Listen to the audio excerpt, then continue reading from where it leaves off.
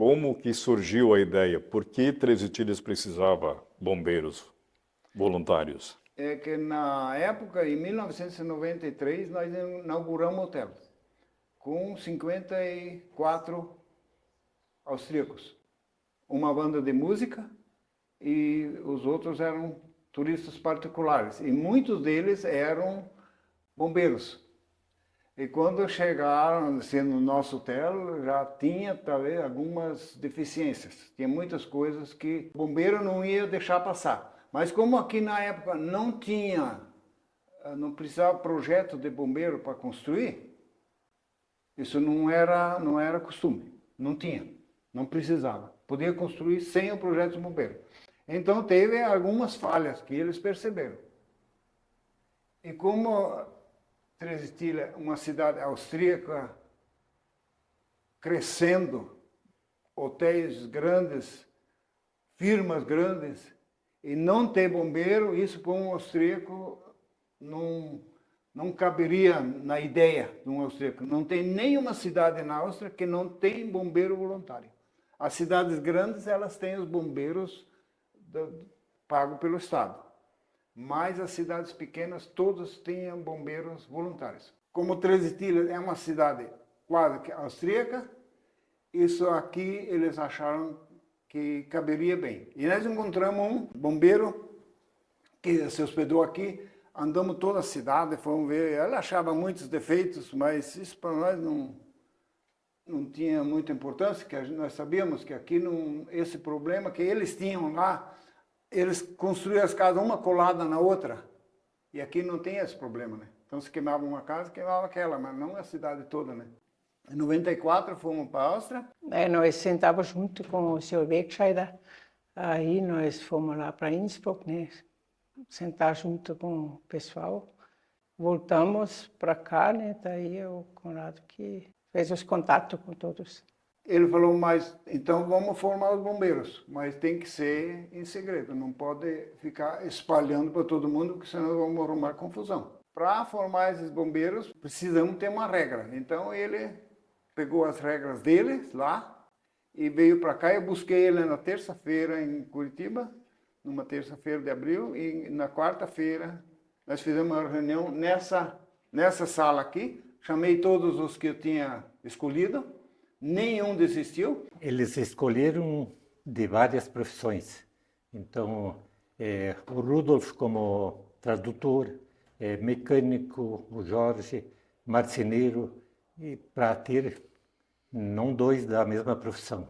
Tinha que ter pedreiro, um pedreiro. Tinha que ter um engenheiro, para saber quando entrar numa casa, saber onde quebrar uma parede ou a estrutura da casa, se está abalada ou não está. Tinha que ter mecânico para poder mexer com carros. Começou com o Conrado, né, que falou com os austríacos, estava aí, que ajeitaram. Daí pegaram o André para o comando, né? Diversas profissões que poderiam estar contribuindo. Como na época eu tinha um escritório de contabilidade, então o pessoal me procurou para ajudar nessa parte ali administrativa e funcional, né? Essas pessoas foram faladas mais ou menos domingo, terça-feira ou quarta-feira, vocês vêm lá em casa que vão formar os bombeiros. Ninguém falou que não, todos estavam animados, já desde o início. Fiquei por vários anos como secretário, então a parte burocrática, prestação de contas, ofícios na parte que era em português aqui, os contatos com as entidades oficiais, prefeitura. Por exemplo, o Rudolf tinha bastante intercâmbio com a Áustria, então ele que escrevia as cartas para a Áustria, traduzindo o que a gente pensava. E o André Moser, todos eles, né? Existia política também entre eles. Peguei várias pessoas das outras políticas, para não ter... esse partido está querendo fazer. Então não é assim que funciona. A gente em 95 se reuniu aí 10 cidadãos um pouco loucos, né? Porque foi uma empreitada muito audaciosa, porque fundar uma corporação não é fácil, né? Só agora nós estamos enxergando, depois de velho, como isso era arriscado a não dar em nada. Próprios documentos para tirar foi terrível, né? A gente precisou até autorização do Ministério do Exército para fundar uma corporação e tudo isso. Foi terrível. Ainda nós não tínhamos nada, né? Começou com pouco recurso, né? Mas o pior é depois, quando se reunimos os 10 ali, os 10 fundadores, um dia nós falamos assim, e agora se dá uma emergência. Vamos pagar fogo com o quê? Nenhuma enxada, nenhum machado, nenhuma motosserra, nenhum balde de água não tinha para apagar o fogo, né? Então nós estávamos assim, completamente só com as mãos, né? Isso foi terrível para nós ser uma corporação e não ter o poder de enfrentar uma situação, uma emergência, né? Mas daí esse grupo de 10 era muito corajoso e resolvemos cada um já doar 2 peças de ferramentas. Então foi um mutirão ali, até eu doei uma motosserra e o ex-presidente André Musa, falecido já, ele doou o uso do trolete dele, então nós estava até motorizado, embora a 5 por hora, mas tudo bem, pelo menos nós ia motorizado. E cada um deu uma enxada, uma foice, uma coisa assim, e fomos fazendo. Pior que nós não tinha nenhum lugar onde guardar, guardava tudo na casa do seu André Moser. Olha, o primeiro recurso que entrou foi em novembro de 95. Eu até anotei aqui, 15.500 reais era, na época, meio dólar, mesmo valor do real. Esse foi dinheiro que veio da Áustria, o Erich Beckstedt que doou para... Ele arrecadou lá e doou para os bombeiros aqui. Ele falou, nós queremos formar os bombeiros, nós vamos ajudar com dinheiro lá que precisa para o início. As mulheres desses bombeiros lá faziam schnitzel, vendiam nas barraquinhas quando tinha as festas, para os bombeiros de Três Tilhas. E trouxe dinheiro, trouxe roupa, porque o terno que nós temos, ele trouxe uma amostra e foi feito ali em Luzerna. Ele disse, esse dinheiro nós vamos dar para vocês, mas eu não quero que esse dinheiro seja desviado. Esse dinheiro tem que ser empregado para os bombeiros. Eu tinha um irmão que construiu o hotel e eu confiava muito nele e disse, você vai ter que empreitar essa frente. Ganharam um terreno e começaram a construir onde que hoje é Secretaria de Turismo, em cima a Câmara, e embaixo eram os bombeiros. Não foi só com esse dinheiro. Aí Três Tilhas entrou. Eles faziam baile, faziam festa, faziam almoço, faziam janta. Daí resolvemos fazer um baile de chopp e deu muito bem. Botamos 1.700 pessoas no clube. E juntavam dinheiro. Aí se viu a potência que um município tem quando se une. Esse Beckstedt foi uma pessoa importante para a formação? Esse foi um dos fundadores principais, fundou com nós aqui e depois trouxe esse dinheiro que ele arrecadou lá e eu até visitei ele lá. Nós até fomos para Innsbruck lá falar com o governador lá. Se não fosse ele, não teríamos bombeiros voluntários hoje. A prefeitura foi uma das grandes incentivadoras, na época era o prefeito o saudoso Antônio Carlos Altenburger, que incentivou, né, essa criação também, contando com o apoio de outras entidades também. E lembro também que uma participação muito forte foi o Corpo de Bombeiros Voluntários de Caçador, que deu um grande apoio no início da criação do bombeiro voluntário aqui em Três Tilhas. E assim a gente quer agradecer esses fundadores, porque se não fosse gente de coragem, não tinha dado êxito. Pelas dificuldades no começo. Puxava dinheiro do bolso para abastecer, né? Não tinha dinheiro, não tinha convênio. Cada um dava uma vaquinha aí, depois que nós fizemos a sede lá em cima, daí começamos, embaixo ali, daí começamos a fazer jantas também, daí tinha dinheiro para o movimento, né, do caixa. Né? O Tony Altenburg era o prefeito e daí o terreno era o seguinte, ali descia uma rua projetada, onde é que os bombeiros têm a sede ali. E 12 metros uma rua. Mas essa rua nunca foi aberta.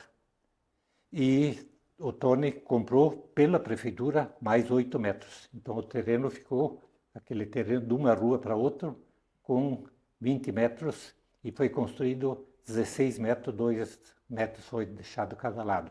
Um estacionamento embaixo e outro em cima. E como é que começou a ideia da construção da sede?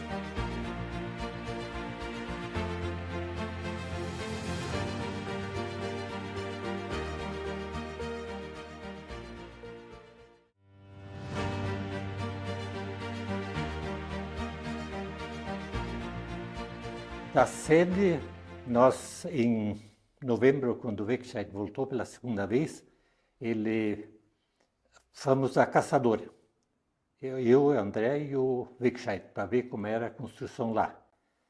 O que me chamou a atenção ali foi a torre para secar as mangueiras. Era uma torre de 15 metros de altura, porque de 15, 16 metros, porque depois de usada tem que secar.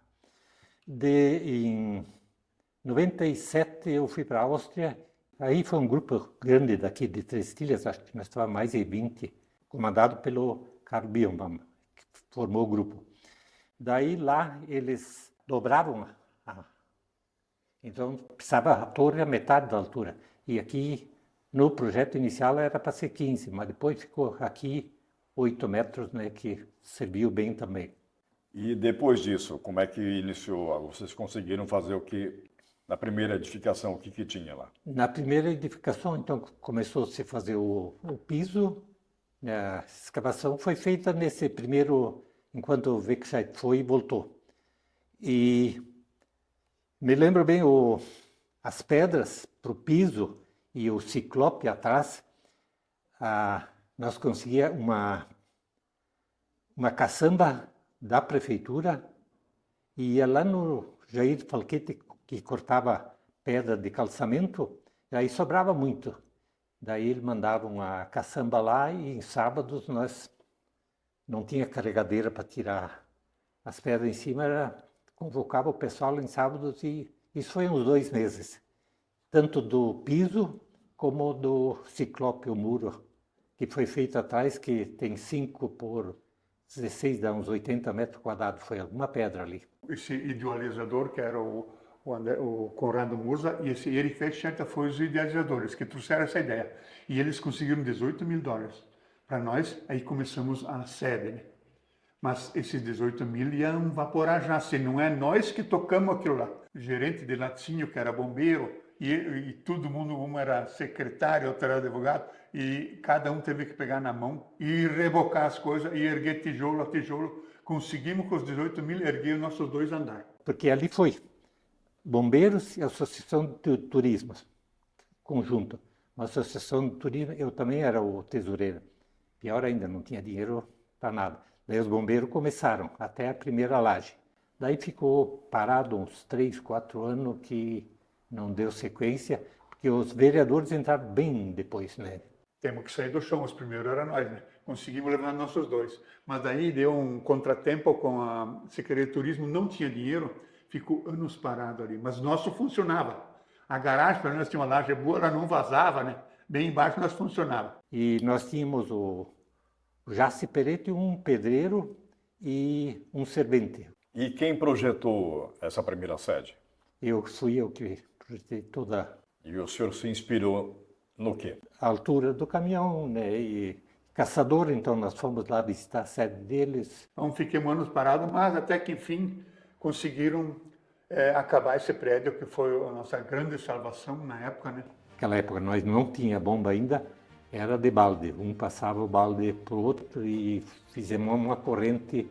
E o Loi, que com a carregadeira botou por cima uma coberta molhada e pegou a retroescavadeira e limpou o fogo, né, empurrou para o lado. Pegamos aquele caminhão, levamos no Jorge Canda num sábado de tarde e debulhemos ele. Daí eu pensei, meu Deus do céu.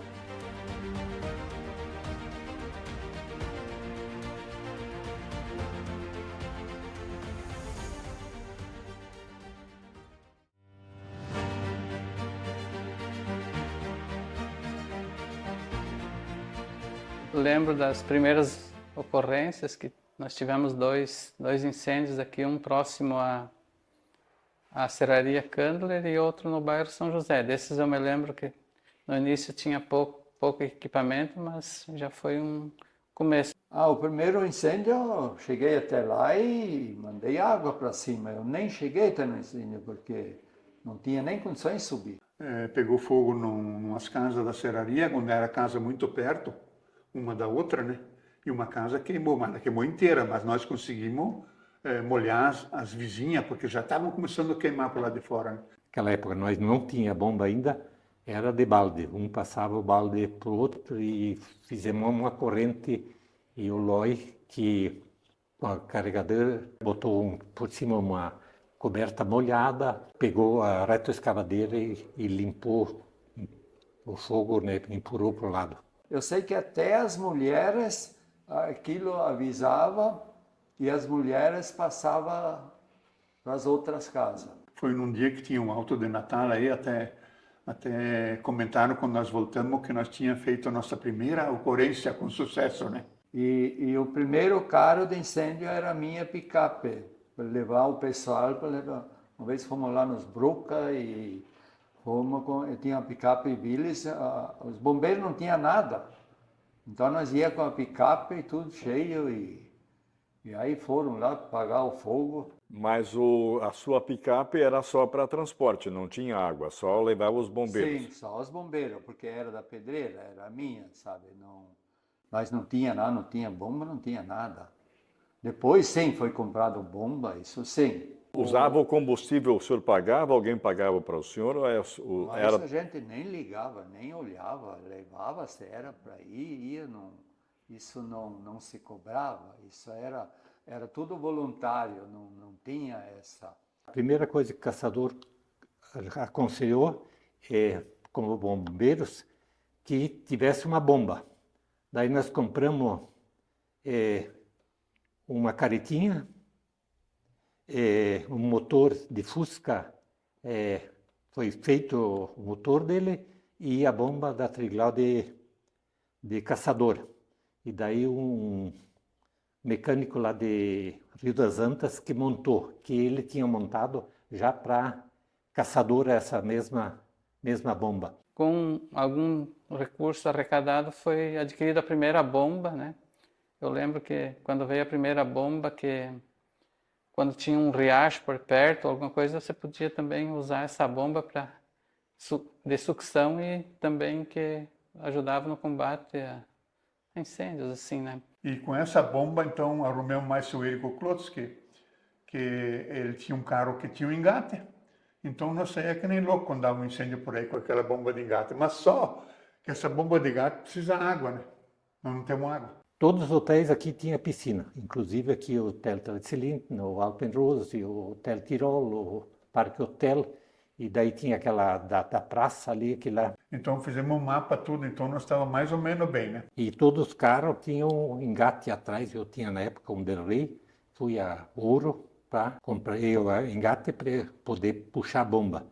Nós ia lá no Estrela, lá no Schaupenlena, fazer treinamento. Até fomos apagar um incêndio em Bom Sucesso, onde a casa era perto do rio, joguei uma bomba e a nossa mangueira de sucção era só 5 metros. E ela não alcançava o rio, joguei uma bomba dentro. Tiremos do carro, larguemos ela no rio, entremos o carro dentro do rio, aí funcionou. Conseguimos apagar o incêndio. Eu lembro também quando a prefeitura doou um caminhão Dodge, que foi reformado com auxílio dos próprios componentes. E o primeiro caminhão que nós ganhamos da prefeitura, esse não funcionava mais. No inverno eles puxavam 2, 3 quadras e não pegavam. Pegamos aquele caminhão, levamos no Jorge Cândida num sábado de tarde e debulhemos ele. Daí eu pensei, meu Deus do céu. Mas nós pegamos esse caminhão velho com muito gosto, desmontamos ele de cabo a rabo, não deixamos um parafuso com o outro. E daí foi debulhado ali, daí o filho do Domingos Peron, eles compraram um caminhão, trocaram, daí sobrou molejo. Ele deu um molejo com chumelo, tudo completo. E o dianteiro compraram do Mercedes, porque do fora é muita curta antigamente. Aí foi posto lá, ficou o caminhão, hoje está funcionando. Troquemos assento que não tinha assento dentro, trocamos o motor.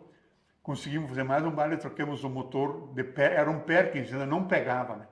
Aí compramos um Mercedes e botemos nele. Mas ficou um caminhão e tanto, a chapeação mandaram fazer de um e outro, tudo sem meio voluntário. Mas vai ver o caminhão hoje, é um cartão postal. Resolvemos pôr essa bomba estacionária em cima dele, essa de tração. Aí nós estávamos agora em 99, 2000, nós estávamos, como já podia dizer, quase uma corporação, que tinha seus recursos já, né? Aí foi começando a melhorar, né? E o pessoal de plantão, né? Quem estava de plantão na guarita, dava o curso para nós lá. As ocorrências são mais complexas. Antigamente, mais de 20 anos atrás, elas eram mais simples e mais escassas.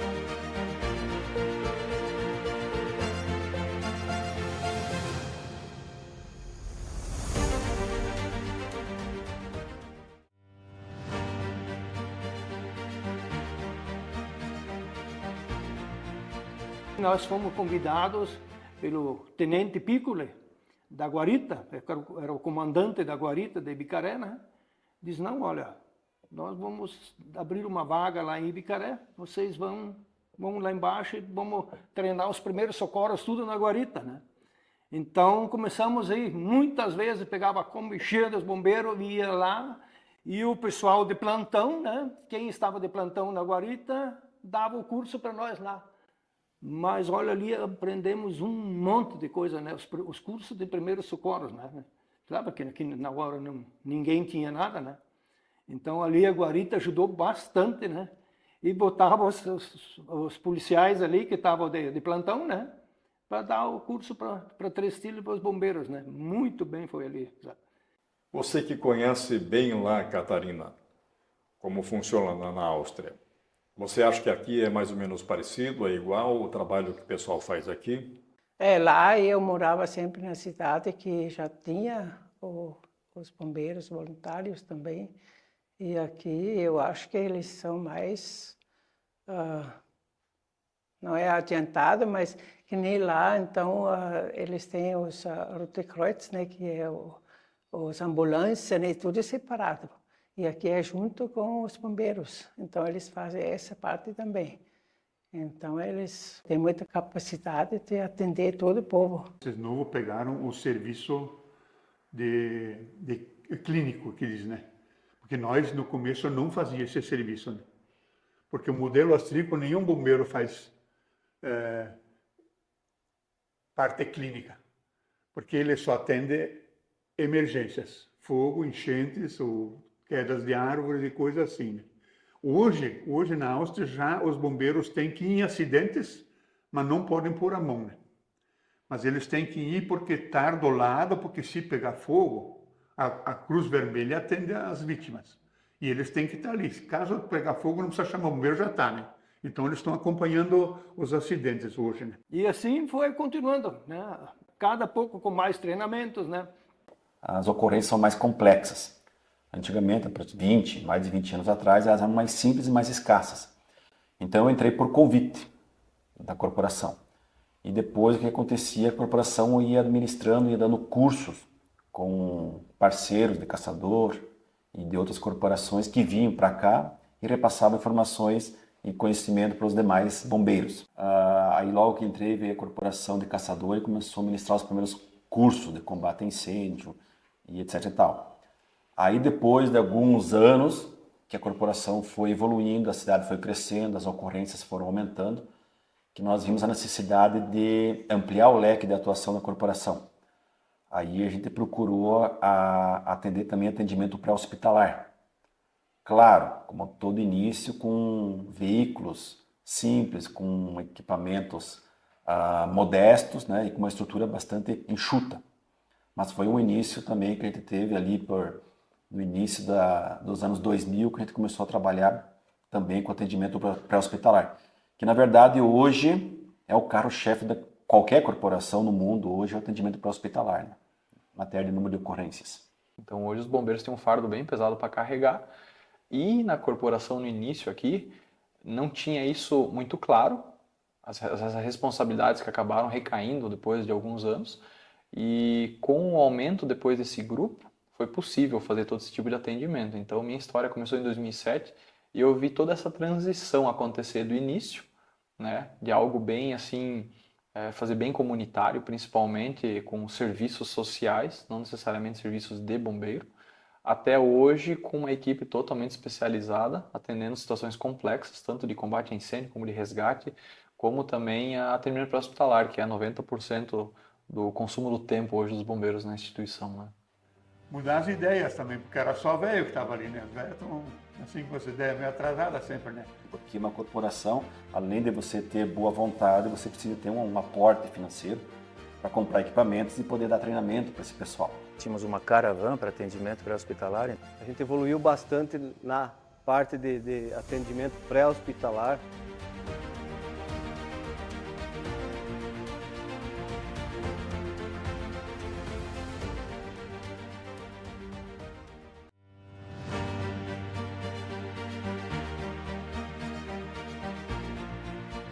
Sandro, o que te inspirou, te motivou a ser um bombeiro voluntário e quando foi isso? Foi, Milton, poucos anos após a fundação dos bombeiros. O que motivou é que eu comecei a namorar a minha atual esposa e o pai dela era o comandante da corporação. Então, com essa vivência, com esse conhecimento, você começa a conhecer a história da corporação e começa a criar interesse nesse assunto. Então, logo depois da fundação dos bombeiros, poucos anos depois, eu entrei na corporação e daí fui como presidente dos bombeiros por praticamente uma década. Logo depois do glorioso André Moser, que foi o primeiro presidente, né, e fundador da corporação. Mudar as ideias também, porque era só velho que estava ali, né? Os velhos estão, assim, com essa ideia meio atrasada sempre, né? E deles conseguiram já, através de convênios, ganhar dinheiro, porque primeiro nós não recebia da prefeitura, nem do estado e nem da Bevesc. E eles conseguiram entrar na Bevesc, conseguiram ganhar um dinheirinho e também um convênio com o estado e com a prefeitura. Daí foi feito o primeiro acordo com a prefeitura também mensal, um convêniozinho. Né? Foi um período bastante difícil, porque não tínhamos muito esse conhecimento, esses trâmites de burocracia em matéria de convênios, tanto com o município quanto o estado ou federal. Os convênios eram escassos, esporadicamente vinha alguma contribuição. Então foram momentos difíceis para a gente começar a montar a estrutura da corporação. O que todo mundo junto começou a fazer? Ir atrás de convênio, né? Atrás de dinheiro, porque uma corporação, além de você ter boa vontade, você precisa ter um aporte financeiro para comprar equipamentos e poder dar treinamento para esse pessoal. Então, um dos principais itens que a gente conseguiu e até hoje auxilia muito no caixa da corporação é as festividades de outubro, ou seja, a Tirolefest. Então, esse foi um grande passo que a gente conseguiu ali nos anos 2000, conseguir trazer essa parcela da festa para a corporação e daí, consequentemente, ter uma entrada de dinheiro muito salutar, ou seja, com esse dinheiro a gente conseguiu comprar inúmeros equipamentos e conseguiu dar um salto qualitativo e quantitativo muito bom na corporação. Na verdade, se destaca hoje dentre as demais corporações da região por causa disso, ou seja, a gente está conseguindo financeiramente ter um aporte interessante através do nosso trabalho e também da sociedade, através da Tirolefest, e esse valor contribui muito para que nossa corporação esteja bem à frente do seu tempo. Mas assim foi uma ideia boa. Eu fiquei comandante até 2012, daí fiquei doente, muito doente, e tive que me afastar do comando. Aí passei o comando para o Ivan Pega. Foi no ano de 2003, Milton, 2003. E eu fiquei, foram 15 anos no Bombeiro. Fui comandante por 6 anos, 6 anos. Primeiramente subcomandante do próprio Adelino, né? E depois comandante também. Era um período um pouco mais difícil, né? 2003, 2004, para aí. Como falávamos nos bastidores aqui, tínhamos uma caravana para atendimento pré-hospitalar, então era difícil, né? Era difícil, falta de equipamento também, mas sempre conseguimos dar cabo da situação sempre, né? Eu sei que eu sou imbatível, que para bater 12, 14 anos de comandante não é fácil. Nós temos muitas coisas terríveis, mas também tivemos a alegria de fundar isso e que deu certo e que está até hoje continuando, e muito bem agora. Né? Fiquei aproximadamente 14 anos no Bombeiro Voluntário de Três Tilhas, fiquei como comandante aproximadamente 5 anos na corporação. Eu como comandante e o Adelino Feronato, na época, falecido Adelino, como presidente. quais foram as principais conquistas que os bombeiros conseguiram sob o teu comando na época? Ah, a gente teve várias, né? Mas a principal foi a obra aqui, que a gente iniciou, né? Tive uma equipe início da obra. A gente conquistou também um caminhão-tanque, que foi para combate a incêndio. Caminhão grande, caminhão bom. Uma ambulância também, a primeira que a gente conseguiu, uma Sprinter, que era uma necessidade urgente nossa para melhorar o atendimento. Então, basicamente foram essas conquistas do bombeiro voluntário. E quais eram os desafios naquela época?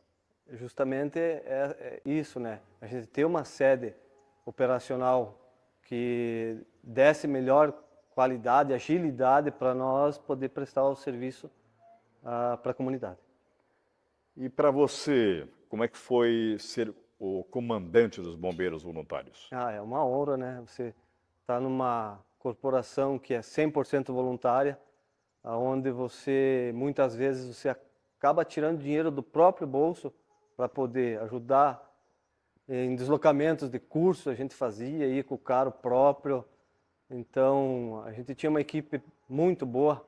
A gente evoluiu bastante na parte de atendimento pré-hospitalar, a doação do terreno, depois a construção. Então, isso melhorou bastante para a gente nessa época. Ele não dava sinais nenhum. Eu não consegui ficar lá dentro. Era desesperador ver o teu filho naquela situação. Se não fosse eles, a rapidez deles, a agilidade, eu não teria sobrevivido.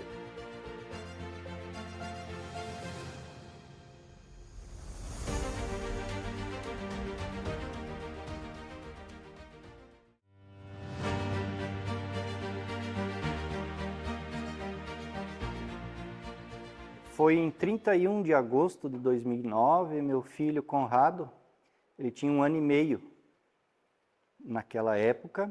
A gente estava aguardando o almoço ficar pronto, então estávamos lá fora no jardim aguardando. E o Conrado e a Ana Beatriz, a prima dele, desceram um pouco mais abaixo para brincar. Eu cheguei do serviço meio-dia.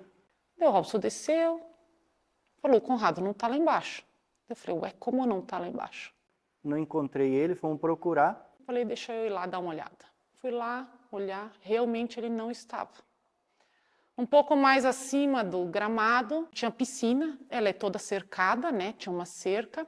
Só tinha uma lateralzinha, que é de difícil acesso, inclusive, que tinha uma cerca pequena. E quando eu estava subindo, eu percebi que aquela cerca não estava lá. Quando eu pensei em ir na calçada para olhar se ele estava por ali, o meu irmão já foi mais rápido, pulou a cerca. Ele viu a lona da piscina mexida. Viu que a lona não estava reta, né? E aí tinha um cantinho da lona que estava separado, daí ele já foi ali estava o Conrado. E ele retirou o Conrado de lá de dentro, desfalecido. Ele estava roxo, sem respiração. Foi desesperador. Você vê o teu filho morto, colocamos ele no chão. Não dá para precisar o tempo que ele já estava ali. Enfim, eu tirei ele dali e já nisso o pessoal já se mobilizou, ligou para os bombeiros, né? Que o atendimento era ali no Hotel Tirol. Então, em questão de pouco tempo, assim, foi muito rápido. O que eu conseguia fazer naquele momento de reanimação, eu tentei fazer. Né? Ele não dava sinais nenhum. Como eu não sabia o que fazer, eu peguei o carro e fui direto para o hospital buscar um médico. Foi o que eu tinha da minha ideia naquele momento.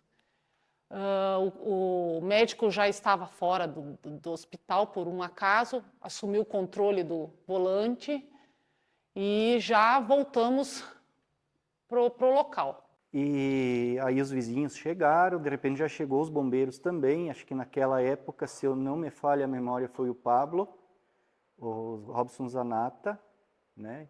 E mais alguns que eu não me recordo que chegaram ali. Mas assim, o Sandro também estava, um socorro muito rápido, né?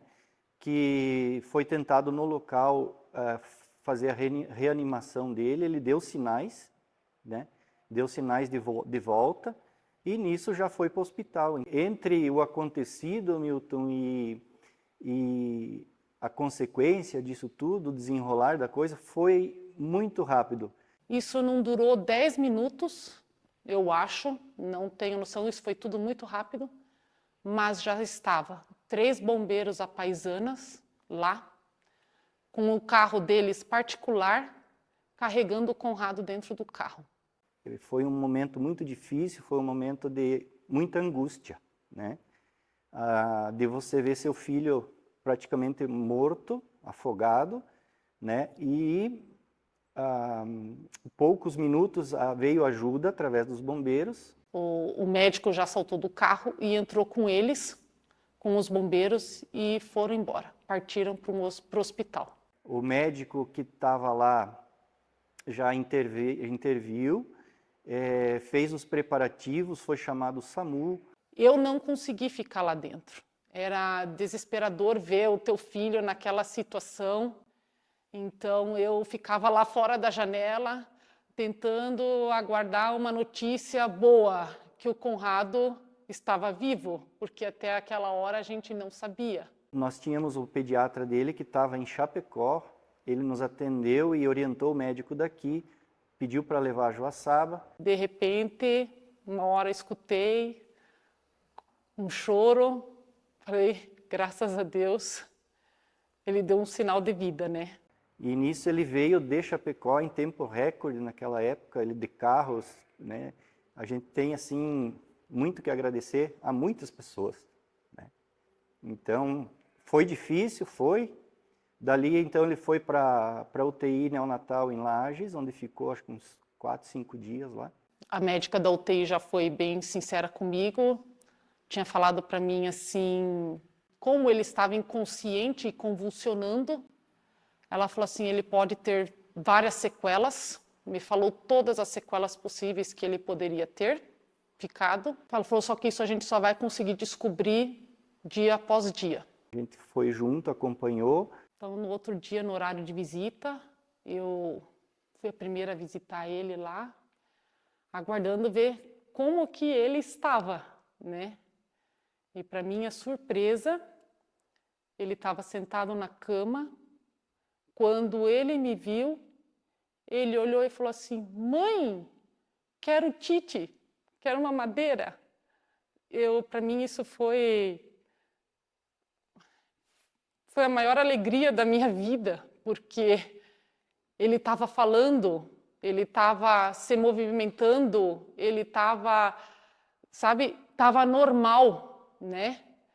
Então, assim, aquele dia lá foi o dia mais desesperador da minha vida, mas também foi o dia mais feliz da minha vida, porque um milagre aconteceu, Conrado sobreviveu e sem sequelas nenhuma. Graças a Deus, ele está vivo, forte, bonito, um amor de pessoa, né? Está aí, para servir a comunidade também.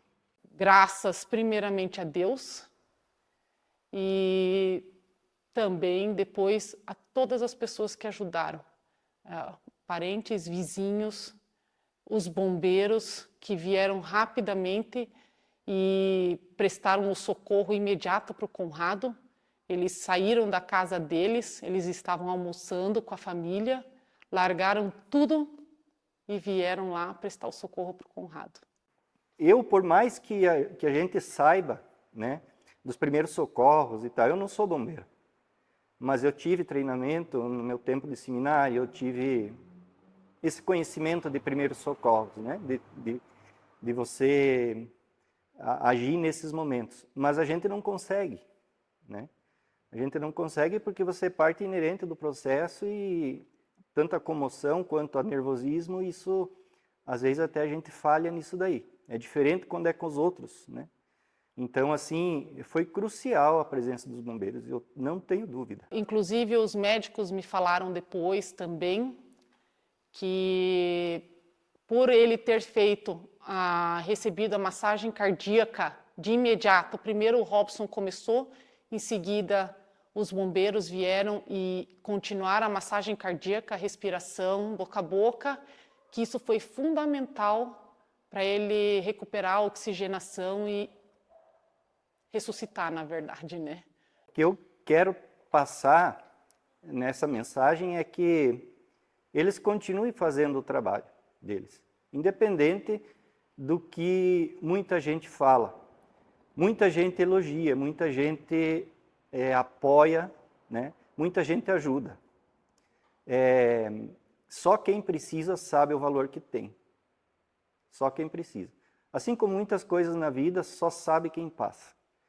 E a gente tem, por mais que a gente queira enaltecer esse trabalho, né, dos bombeiros voluntários e de todos os serviços voluntários, nem sempre a gente consegue ser claro nisso.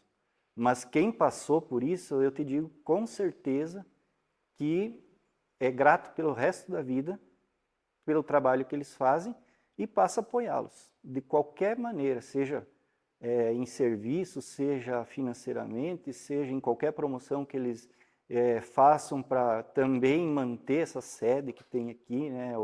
Hoje a gente sabe que tudo tem custo e eles têm treinamento, né? Eles precisam de ajuda e a gente tem que ajudar. Eu sou eternamente grata por eles fazerem um trabalho tão bonito, é um trabalho voluntário que eles fazem com amor, com dedicação, com bravura, e a nossa comunidade é abençoada por isso, por ter eles aqui conosco, né? Há muito que se falar para eles, para os bombeiros, né? Agradecer cada um deles que deixa a sua família, seja de madrugada, seja de dia, de noite, de tarde, no trabalho. Por ser voluntário, eles estão trabalhando, né? Eles estão empregados, estão lá no chão de fábrica, estão nas suas empresas, estão na roça, tem de todos, né? Tem de tudo que é ramo tem aqui dentro nos bombeiros. E assim a gente tem que apoiá-los e torcer para que mais gente veja esse trabalho como uma forma grandiosa de ajudar a comunidade a que pertence. Agradecer imensamente aos bombeiros voluntários, a todas essas pessoas que trabalham voluntariamente, se dedicam, deixam suas famílias para atender os chamados e para salvar as vidas. Muito obrigada, eu sou grata imensamente. Deus me deu essa bênção, esse milagre de ele ter sobrevivido sem sequelas, né? Então, para mim, isso é uma alegria muito grande. Eles são, tipo, a nossa salvação. Eu vejo para mim mesmo que naquele dia lá, quando eu me afoguei, se não fosse eles, a rapidez deles, a agilidade, eu não teria sobrevivido. Eu tô vivo e bem, graças a Deus, hoje, por causa deles. E por causa de todo mundo que foi lá me ajudar. Mas, em especial, eles foram os que conseguiram me dar mais apoio, conseguiram ter mais acesso para conseguir me ajudar. E eu vejo que para os bombeiros de Três Estilhas, eles são um marco fundamental, porque eles fazem isso por amor, que eles foram o ajudante, né? Foi mandado por Deus. Então, acho que naquela época lá, para mim, foi muito importante ter eles, porque principalmente foram eles que me ajudaram a estar assim hoje. E agradeço muito eles, principalmente todos que estavam lá no momento que me ajudaram a me recuperar para ficar desse jeito que eu estou hoje. Então, a principal ocorrência que me marcou muito, sem dúvida nenhuma, foi o falecimento do meu pai num acidente de trânsito. E o senhor esteve lá na ocorrência? Estive. Quando cheguei para atender, um amigo meu estava acidentado, né?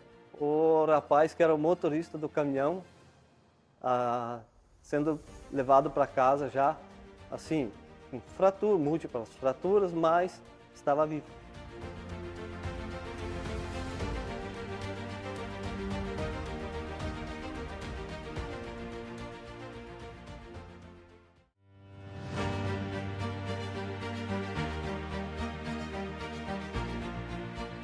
Nesses 20 e poucos anos de corporação, ou seja, Milton, na verdade eu estou com 50 anos, então mais da metade da minha vida eu sou bombeiro voluntário e pretendo continuar por bons anos. mas inúmeras ocorrências me chamaram a atenção e algumas delas marcam, né, pela gravidade do fato. E por ser uma cidade pequena, infelizmente, muitas vezes a vítima é um conhecido seu, ou é da própria família, ou é uma criança, né? E eu, infelizmente, perdi meu pai num acidente de trânsito e nós fomos chamados para atender essa ocorrência. E, infelizmente, essa ocorrência aconteceu num período que nós tínhamos escassez de equipamento. Então, o resgate foi demorado. O resgate, você olhando hoje de 20 anos para frente, né, e retornando 20 anos para trás, você vê que seria totalmente outra realidade o atendimento hoje, a velocidade, a qualidade e assim por diante. Então, talvez eu teria meu pai hoje ao meu lado, se nós tivéssemos naquela ocasião, né, os equipamentos adequados e o conhecimento técnico que nós temos hoje. Então, a principal ocorrência que me marcou muito, sem dúvida nenhuma, foi o falecimento do meu pai num acidente de trânsito. E o senhor esteve lá na ocorrência? Estive.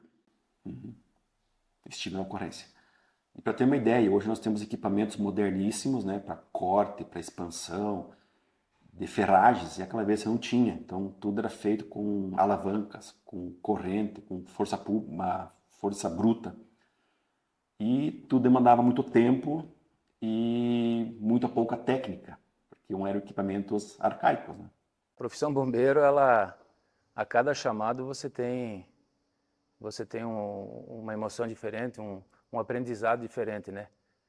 E marca, né? Porque você mexe aí com famílias, né? Com crianças, com idosos.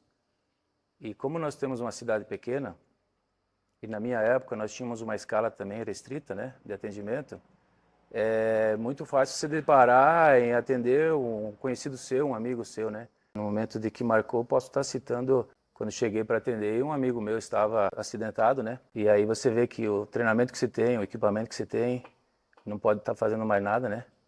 Então isso me marcou, sabe?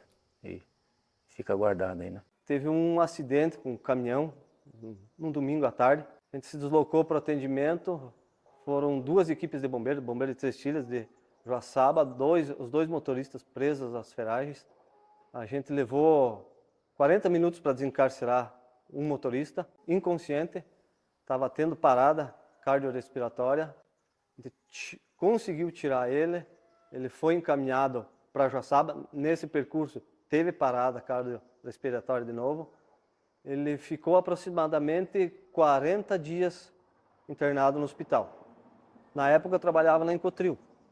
Aí teve um certo dia, eu estava na beira da estrada lá, passou uma ambulância, me parou pedindo informação, onde que ia para Cascavel. Eu disse, não, volta, expliquei por onde que ia. Disse, mas o que o senhor está levando? O paciente? Não, a vítima de um acidente que deu em Água Doce, estava internado em Joaçaba. Eu disse, posso ver quem que é? Ele pode?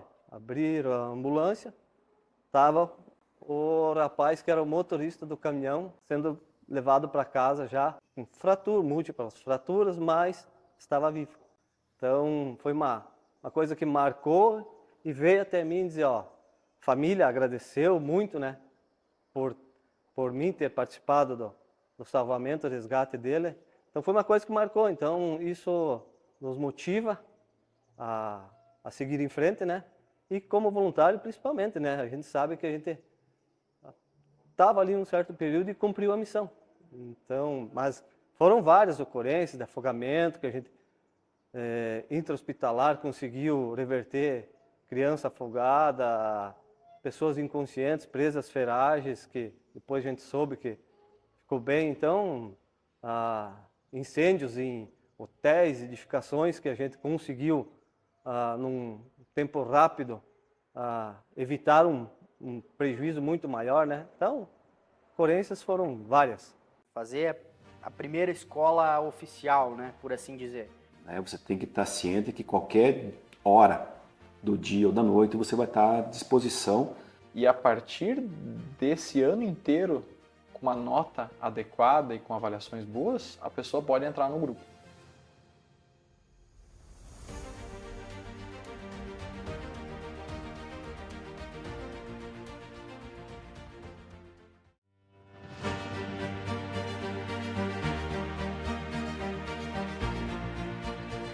Eu conversei bastante com o PUB antes de a gente assumir esse desafio, né? Surgiu o nosso nome ali e fomos amadurecendo a ideia.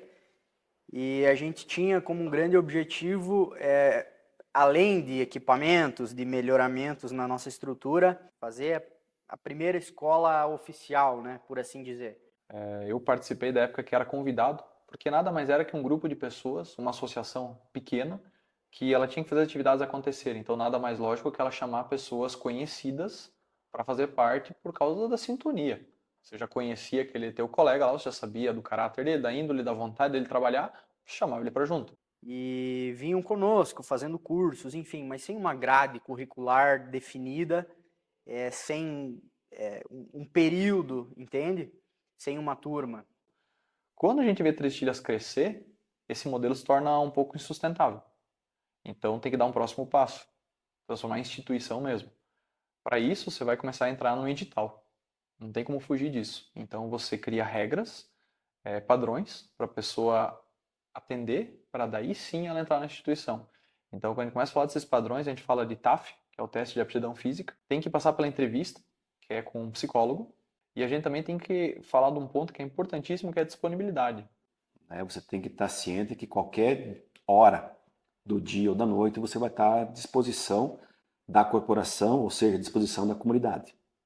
Deixando de lado a tua família, deixando o teu lazer, saindo no momento de confraternização, ou seja, você tem que saber que você vai ter que se privar de algumas benesses em prol da comunidade. Então, a partir dessa etapa cumprida, a gente vai ter um ano inteirinho de aulas, que nós vamos abordar combate a incêndio, atendimento pré-hospitalar, resgate veicular e outros tipos de resgate, além do estágio, que é botar a mão na massa mesmo, mas é um estágio assistido em outras corporações maiores de bombeiros voluntários, e a partir desse ano inteiro, com uma nota adequada e com avaliações boas, a pessoa pode entrar no grupo. A minha formação, a gente passa pelo processo de escola, né? Foi a época da pandemia que a gente pegou. Nós pegamos em torno aí quase 2 anos e meio de escola até conseguir se formar, né? Que foi a primeira escola de formação que aconteceu dentro dos Bombeiros Voluntários de Três Itilhas. Então ela levou um tempo a mais por estarmos em período de pandemia. Eu entrei na escola que começou em 2021 e se formou em 2022, se não me engano. O que me motivou foi que sempre eu vi várias pessoas da minha família que faziam parte dos bombeiros, né? Como o Adelino, o Sandro, o Felipe. Então, eu sempre fui próximo dessas pessoas e acabava vendo de perto o trabalho, e isso me influenciou bastante a querer fazer parte. Eu acredito que foi uma das melhores coisas que eu fiz na minha vida. Porque essa parte de você estar sempre auxiliando, sempre prestando apoio para a população, para as pessoas que precisam, é gratificante. Então, acredito que esse foi a nossa grande conquista. Esse foi o grande objetivo que foi alcançado, né? A partir daí vieram vários outros, né? Conseguimos adquirir, enfim, a nossa unidade de resgate de primeira linha hoje. Conseguimos um desencarcerador de última geração, que era um grande sonho nosso também. Conseguimos implementar alguns processos aqui dentro. Enfim, tivemos bons resultados. Para mim foi desafiador, porque eu era bem novo na época, eu tinha 24 anos. Eu era o mais novo da corporação, por coincidência. Era um momento de transição de gerações, né? A gente tinha bastante responsabilidade vindo.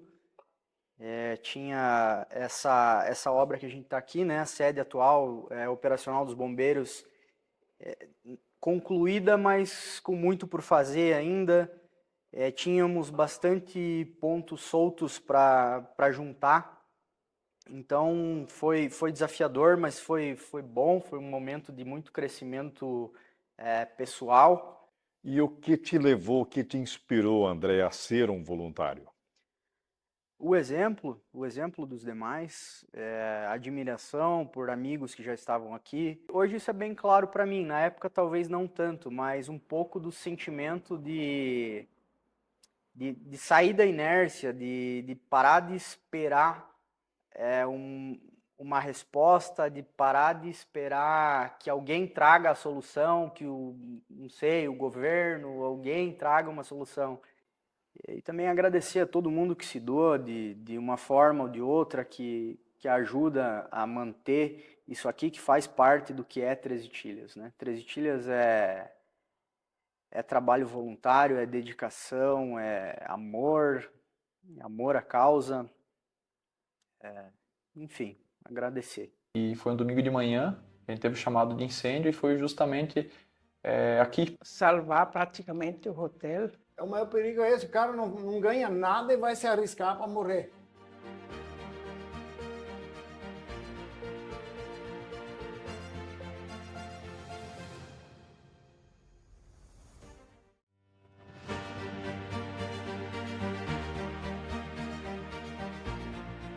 Eu não sou mais o fundador de bombeiro, ou que teve a ideia. Hoje eu sou um usuário de bombeiro. Podia estar tudo cinzas aqui, né? Isso que depois se dá valor. Quando você sente no couro o drama.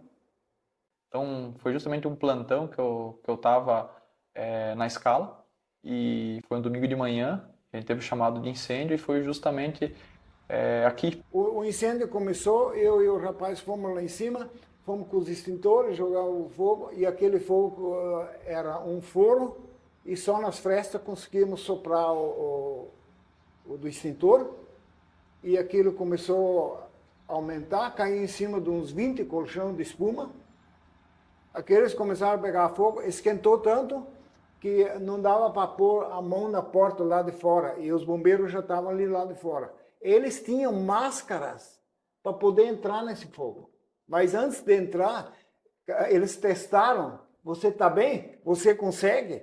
Você está bem? Então, aí subiram em cima do telhado, quando conseguiram tirar as telhas, e o forro já tinha queimado, aí que puderam acionar as bombas. Você joga em cima do telhado, não adianta. Ela teve que entrar dentro de onde é que estava o fogo.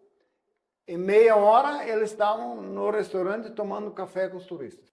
E assim, você não pensa muito, você vai para a ocorrência, né? Aí depois começa a vir aquela história, a memória, você fala, poxa, aqui que foi lançada a pedra fundamental dos bombeiros, era um risco muito grande, tinha muitas pessoas hospedadas, e você, poxa, que bom que a gente conseguiu dar conta disso.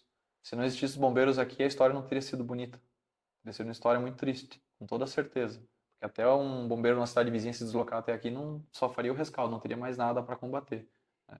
E para mim foi um momento muito marcante. Olha, essa que eles fizeram para nós é salvar praticamente o hotel, né? Então, isso é o maior respeito que posso dar para eles, para cada um. Foi doado bastante, em dinheiro foi doado muitas coisas pelos austríacos. Isso tem que se falar. Mas também aqui do Brasil já veio muita coisa agora. E o que eles precisam de ferramenta para poder atender um incêndio sem correr o risco de morrer. O maior perigo é esse, o cara não ganha nada e vai se arriscar para morrer. Então, o equipamento que ele conseguir ter para modernizar é uma grande vantagem. A gente tem que enxergar os bombeiros como uma instituição que não é amparada pelo governo. Nós somos uma associação. Então, você fazer uma associação dar certo dessa forma, e é uma associação que trabalha com, de certa forma, com saúde pública, né? E ela trabalha com o pior momento que um cidadão pode ter, que é uma situação de emergência. Então, você garantir tantos anos de atendimento é uma coisa quase surreal, sabe? Você não precisa nem ser bombeiro, mas você ajudando os bombeiros, você já fez uma parte. Porque, eu sempre falo, o equipamento que eles precisam tem que ser de primeira qualidade. Porque se tiver uma coisa que eles têm as roupas que não pega fogo, mas se eles pegar uma porcaria que vai pegar fogo, ele está morto. E daí? 100% voluntário é muito, muito, muito raro. Porque é algo quase impraticável se não for feito da forma correta. Essa questão de distribuição de funções e tudo. E esse DNA, Milton, ele vem lá na imigração. Em 33, quando a cidade foi fundada, existia essa preocupação de ter combate a incêndio. Vieram mangueiras de bombeiros, tinha uma torre para secar essas mangueiras, elas eram no Miltal, hoje virou São José o nome do bairro, mas o nome original do bairro era Miltal. Lá era o centro comercial da cidade, industrial, né? E lá existia uma torre onde secavam mangueiras, então já tinha a ideia de bombeiros já em Três Tilhas naquela época. Se perdeu ao longo dos anos isso, provavelmente porque tinha pouca ocorrência também, e foi resgatado lá em 95, quando o Weckscheid e o Conrado conversaram e resolveram lançar a ideia.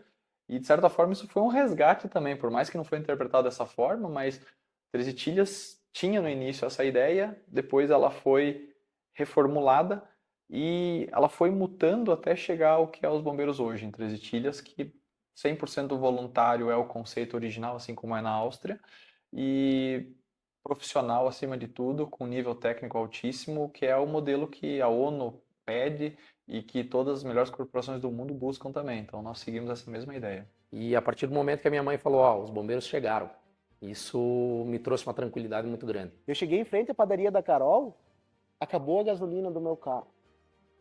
O que eu vou fazer? Cara, larguei o carro no acostamento e segui correndo. E nesse momento eu firmei uma parceria com os bombeiros voluntários de Melo, na cidade onde meu avô veio.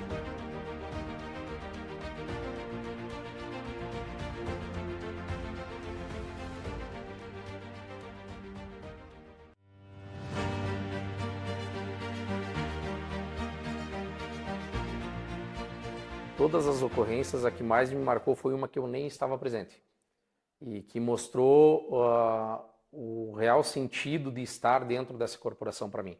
Eu estava em viagem, né? O meu trabalho exige viagens constantes e nesse momento a minha mãe me ligou, né? Ela me ligou, estava em Lages, dizendo que a minha avó estava passando mal, que não conseguiram acionar outros meios de emergência.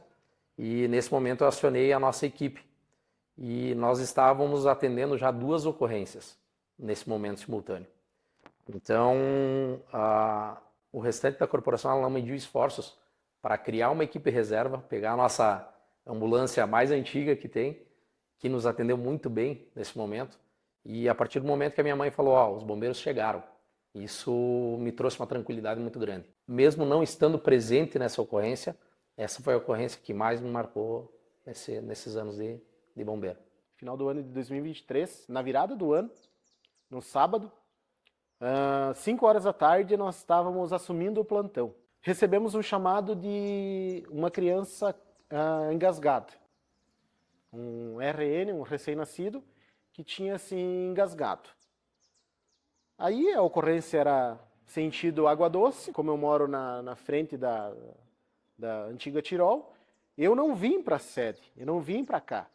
Porque normalmente a gente vem para cá, pega equipamento, pega ambulância e vai atender a ocorrência. Eu fui direto de casa, o chefe de equipe falou para mim, Maurício, você vai direto da tua casa, vai para a ocorrência. Eu acabei fazendo isso. Eu cheguei em frente à padaria da Carol, acabou a gasolina do meu carro. O que eu vou fazer? Cara, larguei o carro no acostamento e segui correndo. A ocorrência era praticamente 100 metros antes do portal de sentido Água Doce. E naquele momento que eu estava correndo, não passou um carro para mim pedir carona. Então, nesse tempo ali que eu saí correndo, cheguei na residência, cheguei lá, a criança estava praticamente mole. A mãe pegou a criança e me jogou nos braços, né? Acabei fazendo massagem e a criança acabou voltando. Os meninos chegaram lá, eu estava completamente molhado de suor, né? Porque eu saí correndo, né? E essa é uma das situações que me chama muita atenção, sabe? Porque é uma vida a mais que você faz os primeiros atendimentos, você faz todo esse processo e é gratificante. Como eu falei, cada ocorrência é uma história diferente que você tem para contar. O primeiro foi quando eu estava lá no início na instituição e foi uma viagem que daí eu fui para a Áustria, tinha guardado dinheiro e tal, fui para a Áustria para ter ideias de negócio e nesse meio tempo eu fiz muitas visitas em corporações de bombeiros, né? E nesse momento eu firmei uma parceria com os bombeiros voluntários de Melo, que é uma cidade onde meu avô veio, e a gente tem uma parceria técnica até hoje, que a gente pode a qualquer momento ir para lá, estudar na escola deles e participar das atividades deles, assim como eles podem vir para cá também. Então é uma troca técnica que foi lançada lá em 2013, foi ainda em 2013. E isso para mim foi um marco como pessoa e depois como bombeiro também. E para a instituição algo muito importante. Ainda pouco explorado, agora com possibilidade de explorar muito ainda, porque esse corredor que você tem, esse canal aberto, ele pode ser muito usado, né? Foi na época que eu estava como presidente e a gente tinha finalizado as obras da nova sede e foi feita a inauguração. Então, assim, emocionalmente falando e historicamente, para mim foi um momento fantástico. Se eu pudesse congelar ele no tempo, eu gostaria de viver naquele momento, sabe? Porque foi lindo, lindo, lindo. Fui buscar a parte de conhecimento, técnica e coisa assim para estar ajudando em casa, né, com ele e tal, tirando a cama, enfim. Eu residia no interior de Iomerê, em Bom Sucesso, e nós fomos atingidos por 3 enchentes consecutivas. Esperamos que nas próximas escolas mais mulheres possam ingressar nas fileiras da corporação.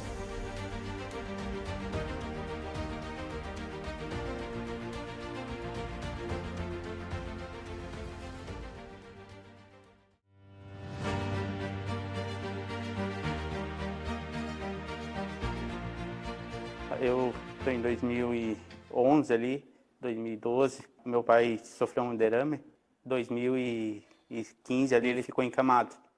Daí eu vi a dificuldade, fui buscar a parte de conhecimento, técnica e coisa assim para estar ajudando em casa, né, com ele e tal, tirando a cama, enfim. E comecei a pegar o gosto pelas coisas e acabei me inscrevendo em 2017 para ser bombeiros voluntários aqui. Foi um ano de treinamentos, todos os sábados ali. Daí a gente pegava e fazia os treinamentos. Depois de um ano foi avaliado e fui aprovado para entrar nos bombeiros. Aquele antigo sonho de criança, né? Então você ou é um piloto de avião, ou é um médico, eu tinha muito isso para mim, a ser um bombeiro, né? E isso acabou fortalecendo nós. Eu residia no interior de Iomerê, em Bom Sucesso, e nós fomos atingidos por 3 enchentes consecutivas.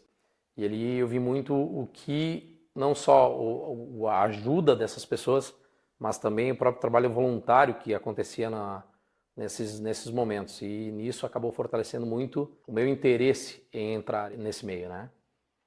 Então, quando surgiu a oportunidade, muitos anos depois, eu acabei agarrando com as 2 mãos e a gente entrou nos Bombeiros de Três Ilhas, né? E você assumiu o comando quando? 2023, né? Eu assumi a parte do comando. Então agora estou deixando já de ser comandante, agora em abril desse mês. Então já passou 2 anos aí no cargo de comandante. Com a união do grupo a gente conseguiu trazer muitas coisas que veio também, projetos que vinham da antiga diretoria, nós conseguimos tocar, né? E nesse meio tempo veio novos veículos, melhorias dentro da corporação, melhorias dentro da nossa estrutura operacional. Primeiro foi bem desafiador, né? Como nunca tinha passado por um processo de comando e a responsabilidade que tem em ser comando, né? Então, foi bastante dificultoso no começo, né? Porque a gente sabe que não é fácil lidar com tantas pessoas, e mais sendo voluntários, então.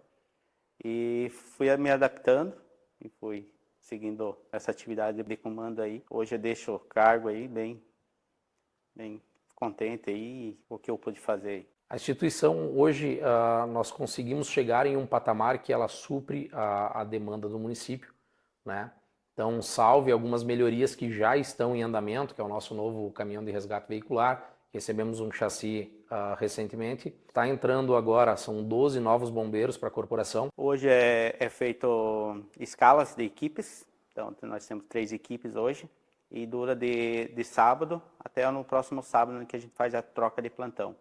Então, a gente assume, vamos dizer, assume agora nesse sábado, vai até no sábado que vem, onde que a equipe B assume. A próxima equipe, que seria a C, teria como sobreaviso e a teria de folga, né? Então, nós atuamos com o rodízio das 3 equipes. Então, nós temos bombeiros com um nível de profissionalismo muito grande dentro da corporação, e a nossa estrutura física também, ela nos atende muito bem nesse momento, né? Hoje nós somos em 42, né? Tem entre a reserva e a parte dos fundadores e mais a parte dos ativos aí. Nas equipes em atuação ativos hoje nós somos em 35. 35 ativos hoje, dividido entre essas 3 equipes aí. E também nós tivemos uma conquista muito grande no período da minha gestão, que foi a entrada de mulheres na corporação. Tá? Então isso aconteceu na segunda escola de formação, nós tivemos a primeira em 2022 e agora está se formando no mês 4 a segunda escola e está entrando as primeiras bombeiras voluntárias dentro da corporação de Três Itilhas. Isso acredito eu que foi uma das maiores conquistas para a corporação que nós tivemos. Então, Catarina, a senhora viu os bombeiros se formarem, crescerem, sempre só homens. Agora, os bombeiros também têm mulheres aqui em Três Itilhas. A senhora, como mulher, como é que você vê essa abertura dos bombeiros? Eu acho muito importante. Lá na Áustria faz tempo já tem isso. As 10 crianças já tem, já começa fazendo curso e participando. Às vezes eles fazem experiência, né, como é que eles iam agir. E então eu acho que é muito bom. Sou o chefe da equipe B, equipe Bravo. Eu tenho 2 mulheres na minha equipe. Os atendimentos que elas fazem são magníficos, são fantásticos. Ou seja, você fica orgulhoso de ver prestando atendimento à população. Ou seja, teve os méritos. Esperamos que nas próximas escolas mais mulheres possam ingressar nas fileiras da corporação, porque foi uma experiência muito gratificante. Eu estava, no caso, na ilha, né? Eu estava lá entre a ponte e o córrego de lá. A pé também não dava para passar lá, estava muito alto, não tinha como passar. Com essas pessoas que estavam ilhadas, porque a gente não conseguia ir até o local onde elas estavam, né?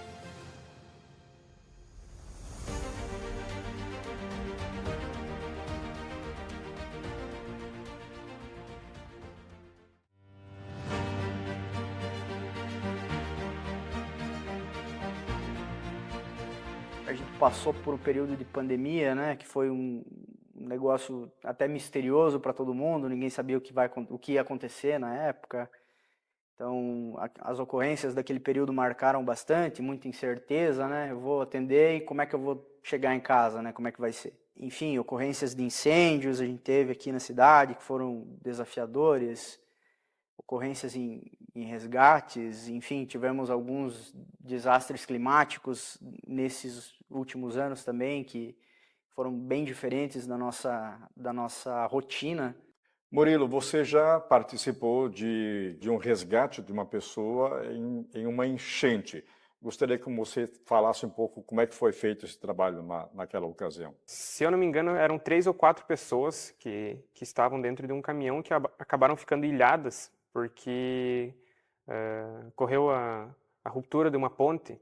11 de outubro de 2022. Estava chovendo se não me engano, 2 dias ou 1 dia na região inteira, que começou a fazer deslizamentos mas assim, nada de mais grave na região, né? Amanheceu chovendo e eu passei na empresa, fiz o que eu tinha para fazer na empresa e eu era vendedor externo, a campo. E ali na linha do Cedro, depois ali logo tem uma ponte de concreto, era de concreto. E depois dessa ponte tem uma baixada e ali também estava passando água. Então eu parei o carro antes da ponte de concreto, porque ali na ponte de concreto, na verdade, não era o meu problema. O meu problema seria depois da ponte, porque a água estava passando alto, né? E como o carro era leve, eu passei a ponte. No que eu passei a ponte, eu já vi que eu não ia arriscar, sabe? Eu ia voltar e fazer outro caminho. E nesse meio tempo veio um caminhão. Eles faziam parte de elétrica, alguma coisa nesse sentido aí. E eles desceram, estavam em 3, desceram do caminhão, daí passaram a ponte. Também a mesma situação, eles também não estavam preocupados com a ponte, porque a água estava passando por baixo tranquilo. Também estavam preocupados no outro córrego na frente. Eles acharam que pelo peso do caminhão não teria problema eles passar nessa correnteza ali, né? Então tá, beleza. Eles voltaram no caminhão. Eu podia ter voltado junto, não precisaria estar esperando também, mas era para estar ali que nem os outros. O caminhão Quando ele estava passando, no finalzinho, estourou a ponta de concreto. Na verdade, provavelmente a água comeu as beiradas das cabeceiras, e a hora que o caminhão sentou em cima, literalmente sentou em cima dos dois muros, né? É um fato assim que eu não esqueço, assim, parece que foi ontem, sabe? Porque é bastante marcante, é uma coisa... E no que caiu o caminhão ali, a água começou a bater no caminhão e já começou a entrar na janela. A sorte deles também, que a janela deles também estava, a parte do motorista estava aberta. E a sorte, eu acho que é um santo protetor também, que não deixou ele abrir a porta de baixo. Porque se ele abre a porta de baixo, ele vai junto com o rio, né? E os três saíram pro lado de cima, da porta de cima. Eu estava, no caso, na ilha, né? Eu estava lá entre a ponte e o córrego de lá.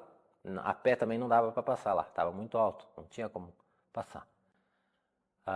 Quando o último estava saindo, daí estava, vamos dizer assim, que a água subiu um pouco, nós acabamos fazendo tipo uma corrente de mão para se ajudar para tirar o terceiro do caminhão, né? Era uma confusão assim na cabeça, assim, você não...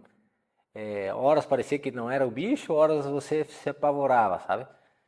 E eu acho que também tem que deixar um agradecimento aí ao Simon lá, que foi o que, acredito eu, que ligou para os bombeiros. 20 a 30 minutos, vamos dizer assim, entre o tempo dos bombeiros se ajeitar aí, né? Foram rápidos, foram super rápidos, mas 30 minutos assim, para quem tá ali, passa muita coisa na cabeça, né? Eu tinha deixado meu celular dentro do carro que estava para trás da ponte. Os documentos dos motoristas, os celular, estava tudo dentro do caminhão. O motorista estava com a preocupação do caminhão ir embora com a correnteza, né? Até nós comentamos ali, não, imagina se a correnteza vai levar um peso desse de caminhão. E aquilo perdurou ali, acho que uns 10 minutos, e de repente foi que nem jogar um palito no rio. Aquele caminhão se sumiu. Aí o desespero começou a mudar, né? Você vê que não é bem assim, né? E depois começou a chover um pouco mais forte de novo, e o rio começou a subir um pouquinho, e nesse meio tempo vieram os bombeiros. Como eles são muito bem treinados, bastante focados, os nossos bombeiros, eles tiveram a sabedoria de qual seria a melhor maneira de nos resgatar, né? Como nós tínhamos umas árvores lá ainda, tipo, que estavam na ilha, e do outro lado estavam eles, no caso, então tinha essa possibilidade de fazer essa tirolesa. E nós acabamos usando o guincho de uma viatura para conseguir fazer uma tirolesa, enquanto a gente ia se comunicando com essas pessoas que estavam ilhadas, porque a gente não conseguia ir até o local onde elas estavam, né? Então elas mesmas se ajudaram e fizeram a ancoragem do guincho para daí a gente mandar os equipamentos, como o colete salva-vida e os cintos de trabalho em altura, né? Para fazer então uma tirolesa para recuperar essas pessoas. A tirolesa ela contou também com o apoio de um dos resgatados, porque ela tinha que ser amarrada a uma árvore. Eu mesmo nunca lidei com algo nesse sentido, e eles, como trabalhavam com caminhão MUC, e eles trabalhavam com cintos, essa empresa, né? Então eles sabiam tudo essa parte. Então parece que juntou o útil ao agradável, sabe? Quando eles optaram pela tirolesa, eles davam os comandos para o nosso lado lá, para o que fazer. E o pessoal ali, deles ali, que entendiam mais nessa área, executavam, né? Eu não queria ser o primeiro porque eu tinha muito medo, mas também não queria ser o último. E a gente com aquele certo medo, né? Não quer cair na água também, E nessa parte os bombeiros sempre me deram muita tranquilidade, tipo assim, me deram bastante tranquilidade, que assim, no sentido assim, pode confiar que não tem erro, tá seguro. E os outros 3 também que trabalhavam ali, eles falaram, não, o jeito que eles fizeram aqui, não tem erro. O momento mais tenso foi quando a primeira pessoa estava passando pela tirolesa, né? Que a princípio estava tudo certo, a gente confiava no equipamento e na técnica que foi utilizada, mas como foi a primeira vez utilizando em uma ocorrência real, foi um momento bem tenso porque a gente não queria que nada acontecesse com essas vítimas. E foi feito assim. E foi o primeiro, eu fui o segundo, e depois veio mais o terceiro e mais o quarto. Foi bem marcante, até porque nesse período não foi só essa enchente, né? Não foi só essa ocorrência, mas era uma enchente que aconteceu em diversos pontos da cidade. Então foi um dia que a gente acabou trabalhando direto, né, para tirar pessoas que estavam em uma situação de risco dentro de casas que estavam com possibilidade de desmoronar ou de serem levadas pela enchente, né? Então foi uma situação bem marcante para mim. Eu tenho muita gratidão. Uma coisa também não posso deixar de falar, que depois da ocasião, eu na hora nem percebi, eu fui o terceiro a passar na tirolesa, o segundo, se não me engano. Eu bati aqui a lateral, no barranco no caso, né? Mas na hora você tá naquela, nem lembra, na hora não lembra nem de agradecer, você quer ir embora, quer sair, E que me chamou muito a atenção, isso que eu falo assim, é o algo a mais, né? Os bombeiros, um dos bombeiros, em final, me ligou de noite, pedindo como é que eu tava, porque ele viu que eu tinha batido a lateral aqui, sabe? A gente se sente mais valorizado, além de já terem feito tudo aquilo, né? Ainda fora a parte, ligar e ver se machucou muito, se tá doendo, se não tá doendo, o que precisar, estamos aí. Assim, eu não cito nomes porque isso provavelmente todos fariam, né? A gente não pode se acomodar. Eu acho que a gente tem que continuar buscando os melhores equipamentos, os melhores treinamentos e cada vez mais pessoas para fazer parte dessa equipe. Depois de resgatado, estava... primeira coisa, agradecer a Deus, né? Por ter, vamos dizer, saído de novo vivo dessa. Fica aqui o meu muito obrigado. E que São Floriano, que é o protetor dos bombeiros, né? O santo dos bombeiros, que ele proteja, ilumine e que dê sempre a sabedoria de conduzir os acontecimentos e consigam fazer as estratégias deles da melhor forma.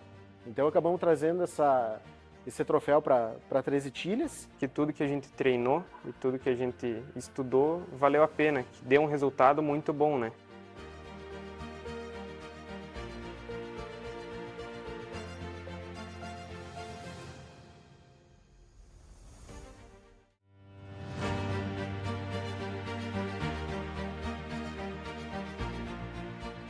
Uma das nossas conquistas recentes foi o Campeonato Latino-Americano de Trauma, mostrando com que uma equipe aqui de Três Itilhas, um município de 9.000 habitantes, conseguiu ganhar um dos maiores campeonatos de trauma, ou maior campeonato de trauma da América Latina, para mostrar o nível de profissionalismo que nós temos dentro da nossa corporação. Quando nós contamos as nossas histórias agora do ano passado, contamos lá na Áustria, eles ficam admirados.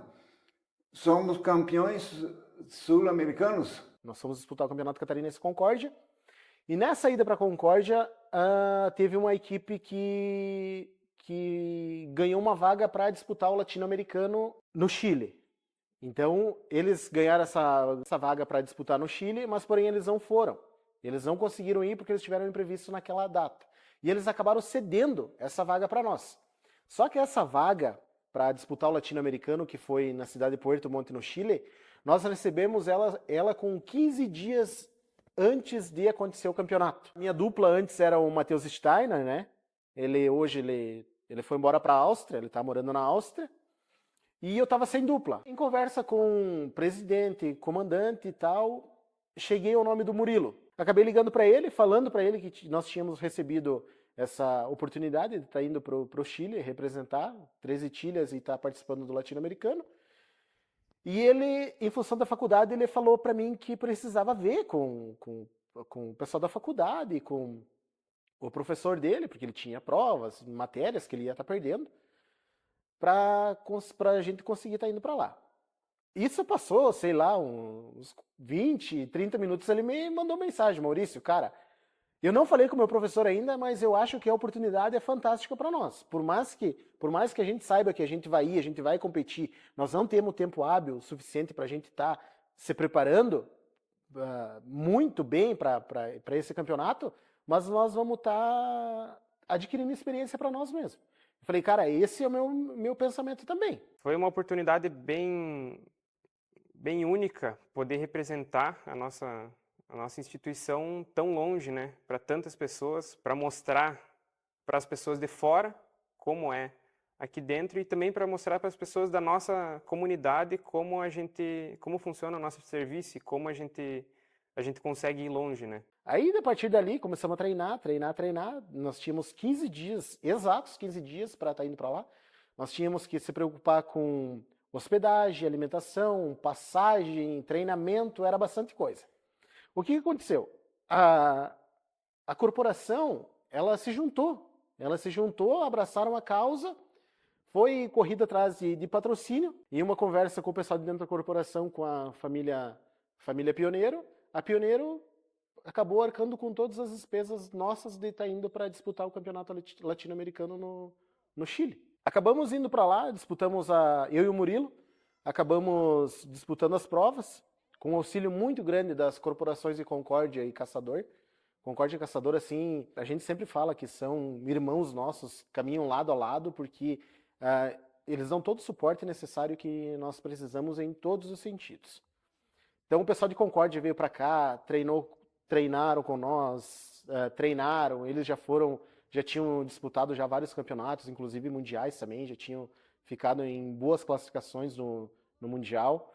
Vieram para cá, acabaram o final de semana inteiro, intensivo, treinando, e chegou o dia de ir para lá, com a felicidade nossa, e eu acho que a gratidão de tudo que aconteceu, acabamos ficando campeões no Latino-Americano. Ficamos em primeiro lugar na prova Complex, e segundo lugar na Standard, e primeiro lugar na categoria geral. E foi muito gratificante essa parte do troféu, porque a gente fala, né? A gente até fala com o Murilo, com o próprio pessoal de Cais, isso que a gente trouxe não foi para nós, não foi para mim, não foi para o Murilo, foi para a comunidade treze-chiliense, para o povo treze-chiliense. Porque nós voltamos lá com uma bagagem assim, foi de quinta a domingo que nós tivemos essas provas, nós participamos em 2. Mas enfim, nós disputamos lá com 12 equipes de APH. Um momento muito bom, né? Porque esse momento serviu para mostrar para nós que tudo que a gente treinou e tudo que a gente estudou valeu a pena, que deu um resultado muito bom, né? Porque essas competições têm esse nome, né, de competição, mas o objetivo mesmo é que essas equipes de primeiros socorros estudem e se preparem, né? Isso força uma equipe a melhorar e querer ser um pouquinho melhor do que a outra, né? Então é uma competição muito válida, eu diria. E não seguramos para nós. Hoje, o próprio pessoal da corporação, a gente fez vários treinamentos e acabamos passando para eles tudo que a gente aprendeu, está passando para eles estar absorvendo isso também, repassando, aplicando esse conhecimento que nós tivemos. Todos nós gostamos bastante de fazer é poder estar em uma situação complicada, ajudando quem precisa de ajuda, né? Que a gente sabe que muitas vezes vai estar participando do pior dia da vida de várias pessoas. E nosso objetivo, então, e o que move a gente é conseguir fazer alguma coisa para melhorar a situação dessas pessoas. Sempre o voluntariado aqui em Três Ilhas sempre foi forte, sempre existiu. Então essa confiança a gente tinha. Porque o que nós começamos a duras penas, eles estão continuando a tocar, né? Porque é um orgulho você poder ajudar alguém. Isso é a coisa mais bonita que tem.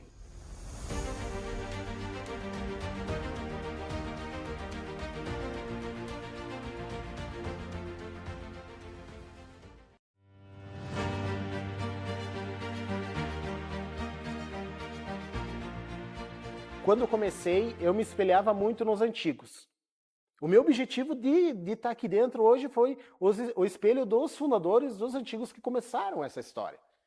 Porque assim, cara, o quanto eles batalhavam, não tinham nada, na época não tinha caminhão-bomba. Bom, tanto é que os antigos, os fundadores, eles vão falar isso, né? Ou falaram isso. Mas eu não sabia nada o que seria uma corporação, só me veio depois a responsabilidade e o grande perigo de não dar certo isso. Quantas corporações faliram por aí? Porque não puseram tocar, né? Mas a nossa, graças a Deus, está aí hoje, grande e forte. Sempre o voluntariado aqui em Três Tilhas sempre foi forte. Sempre existiu. Então, essa confiança a gente tinha. A pessoa que participa de uma entidade voluntária, é porque isso nós já temos na essência do 13 Tilhense, né? E o senhor tem orgulho de fazer parte do... Ah, claro que tem. A gente fica contente se pode ajudar alguém, não é quanta gasolina foi, sabe? Isso nem se olhava. Porque é um orgulho você poder ajudar alguém. Isso é a coisa mais bonita que tem. A missão do bombeiro é salvar vidas e patrimônios, né? E principalmente quando você está numa instituição voluntária. Aí você tem que ter o dom para isso. Eu vejo, por exemplo, dos pais que começaram, praticamente os filhos entraram. No meu caso, meu filho está nos bombeiros do Werner Felda, o filho dele, o Pubi, está nos bombeiros. O Adelino Ferronato Roberto está nos bombeiros. Então, eu acho que já puxa um pouquinho nesse sentido também. 2007 foi o ano que eu entrei nos bombeiros e já, vamos dizer, de certa forma, acompanhava os trabalhos, porque meu pai ele entrou uns anos antes. Em 97, se eu não me engano, tinha 2 anos de corporação já, algo em torno disso, e ele entrou. Foi quando a gente voltou. Ele voltou para Três Tilhas e eu vim na bagagem, né? Quando meu pai e mãe voltaram para cá, eu acabei vindo morar. Eu não sou nascido aqui e não conhecia isso, essa ideia do voluntariado, né? E daí, vendo esse trabalho do meu pai, achava muito legal isso. Quando eu cresci, tive idade, daí eu também quis fazer parte. Isso contagia, isso entra no sangue da gente, essa parte boa de ser voluntário. Tanto é que esse incentivo, esse empurrão, eu passei para o meu filho, que há poucos anos também ingressou na corporação dos bombeiros voluntários de Três Tilhas. E se não fosse os novos, ia parar tudo, e assim está continuando, está crescendo. E todo esse pessoal novo que entra, ele entende perfeitamente o que quer dizer o espírito voluntário. Então ele entra na corporação, ele já veste a camisa voluntária e já vende a ideia e trabalha voluntariamente. Então hoje, Três Tilhas, nós temos a corporação, a única do estado, eu acredito que talvez seja a única do país, que seja 100% voluntário, ou seja, todo mundo, desde o comandante, a presidente até o bombeiro mais simples, todos são voluntários. E funciona muito bem. Não, eu tô com o coração tranquilo e com muita gratidão para esses que continuam aqui, né? Porque o que nós começamos a duras penas, eles estão continuando a tocar, né? E seu falecido André, que era um fanático por bombeiro, ele também deve estar lá no céu muito bem contente. Poder ajudar alguém é a maior recompensa que tem. É de tirar o chapéu, né? É de tirar o chapéu. As máquinas que eles têm ali, né? Todo esse recurso que tem ali, né? Meu Deus do céu, né? E todos eles com cursos de cima e embaixo, né? Todos eles, cada pouco vem o pessoal dar curso aqui, né? Eles participam, saem também, né? Isso que leva a turma, né? Deixa num grau, meu Deus, ali o bombeiro agora é de tirar o chapéu, né? Meu Deus, né? Vamos torcer e rezar. Três Tilhas pode ser feliz por ter os bombeiros voluntários. Faz parte da comunidade, está no sangue de Três Tilhas. É impossível. Uma instituição com 30 anos que logo mais aí vai ser centenária e vai perdurar por muito tempo.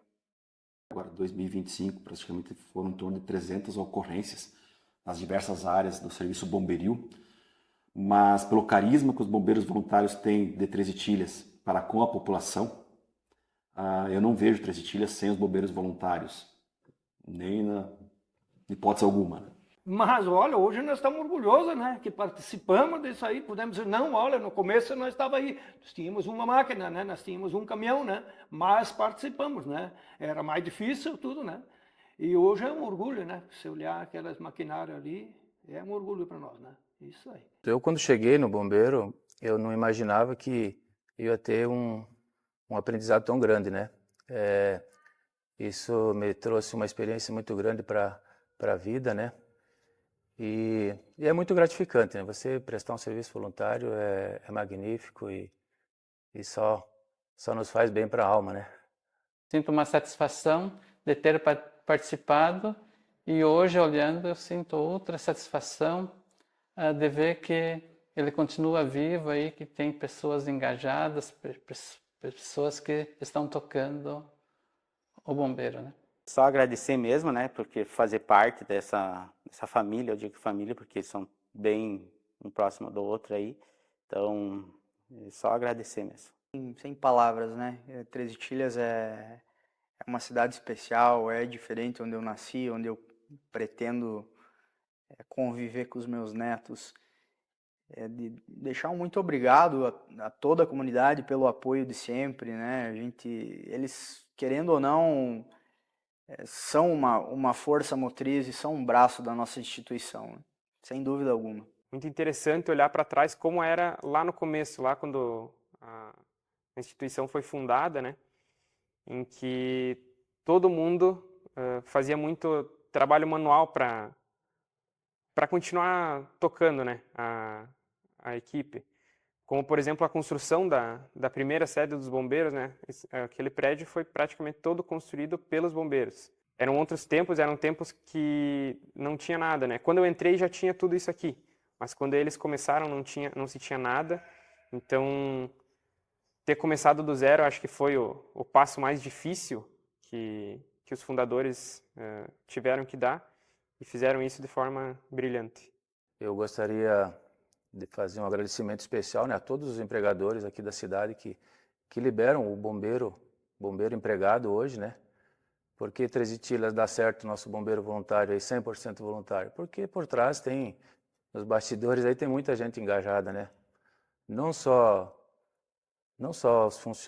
os empregadores, mas sim a família, né? Família que dá o apoio, né? Fica em casa, às vezes, uma madrugada de temporal, aí fica em casa sozinho, enquanto o marido, o pai, sai prestar socorro a outras pessoas, né? Já deixei de participar de aniversário de afilhado, já tive que sair em festa de casamento, já tive que sair em feriados natalinos. Então, a família estando por trás, amparando. Muitas vezes a gente saía, né? Estava pronto para se deslocar com a família para cantar outra cidade, tocava o telefone e tu tinha que sair e atender uma ocorrência. Mas nada é tão gratificante como você poder lá efetuar o serviço e ver que a pessoa está bem. Dizer que é muito gratificante e desejar sucesso aos que estão agora tocando, né? Nós tivemos nossa parte lá atrás, nossa colaboração, mas é louvável ver hoje a estrutura que nós temos aqui em Três Itilhas. É magnífico. Quantos anos pretende ficar ainda? Até que a vida me permitir e os filhos seguir o mesmo caminho, a gente tem a ideia de continuar. E não são poucos, são só 13, então a ideia é de atender várias ocorrências aí junto com eles, tentar passar o máximo de ensinamento possível para esses meus filhos e para quem quiser aprender também, né?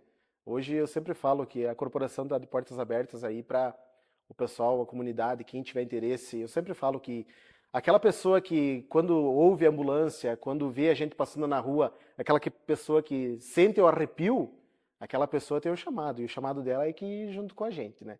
E hoje o senhor continua como conselheiro, Mar? Eu estou conselheiro, eles me chamam para dirigir o Dodge, porque a piazada nova não consegue dirigir um caixa seca. Nós, como somos antigos, né? Nos antigos todos sabem dirigir um caixa seca, né? Que o novo não sabe, ele chega a uma altura e não põe uma marcha nenhuma, né? Você não pode brigar com caixa seca, você tem que ser amigo dele, né? Todos os bombeiros ao longo da história, eles tiveram seu mérito. Então lá no início, o mérito foi dedicado aos bombeiros que construíram a nossa sede. Com as próprias mãos, eles ergueram os tijolos dela. E depois restauraram um caminhão, que era uma sucata, que foi dado na época para os bombeiros, e restauraram ele inteiro, né? Muitas vezes tiraram dinheiro do bolso para fazer as coisas acontecer, né? Além de se voluntariar, né? 100%. E a gente enxerga toda essa mudança que tem até chegar nos dias de hoje, que a gente já tem uma estrutura física muito boa, já tem equipamentos de primeiro mundo e a gente tem uma condição operacional técnica que não perde nada para ninguém a nível de Brasil e a nível de mundo, né? Então a gente enxerga que cada etapa ao longo desses anos os bombeiros eram diferentes e as aptidões eram diferentes. Hoje nós chegamos nesse nível graças a esses pilares que foram firmados lá no início. O pessoal fez a base, né? Cada um colocou um tijolinho no muro para construir ele. Então, todo mundo foi importante e está sendo importante. A comunidade como um todo, o grande carinho que ela tem por nós, o grande apoio em todos os momentos, se passamos por alguma dificuldade ou algo do tipo, ela sempre nos apoiou, tá?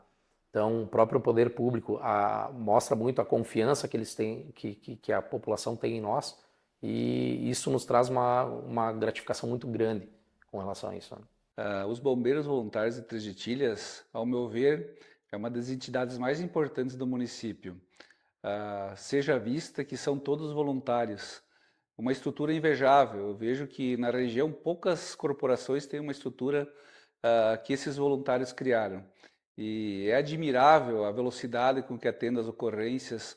Todos trabalham, todos têm a sua ocupação, o dia a dia no seu lar, na família, no trabalho, e a velocidade com que eles conseguem atender as ocorrências no município. Eu sou um grande exemplo disso.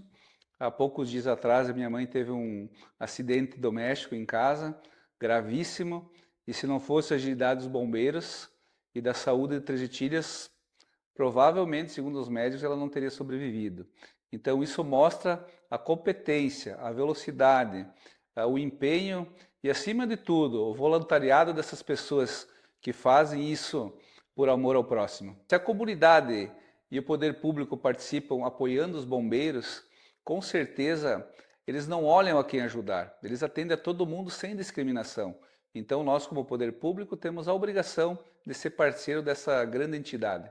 Nós esperamos que essa entidade cresça, que possa nos atender muitos e muitos anos. Esses 30 anos mostram que o voluntariado é possível, que as pessoas que querem ser parceiras, querem ajudar a comunidade, têm jeito, então isso nos deixa muito orgulhosos. Para essas pessoas iluminadas que tiveram essa grande ideia de formar essa corporação em Três Getilhas, eu tenho só a agradecer. Porque se vocês olharem para o passado, nesses 30 anos, se nós formos somarmos quantas pessoas foram salvas, quantas pessoas foram ajudadas, quanto essa corporação fez pelo município, vocês que foram os fundadores, têm orgulho dessa ideia, como vocês tiveram essa inspiração de que Três Getilhas tem essa corporação exemplar. Agradeço muito a vocês pela grande inspiração.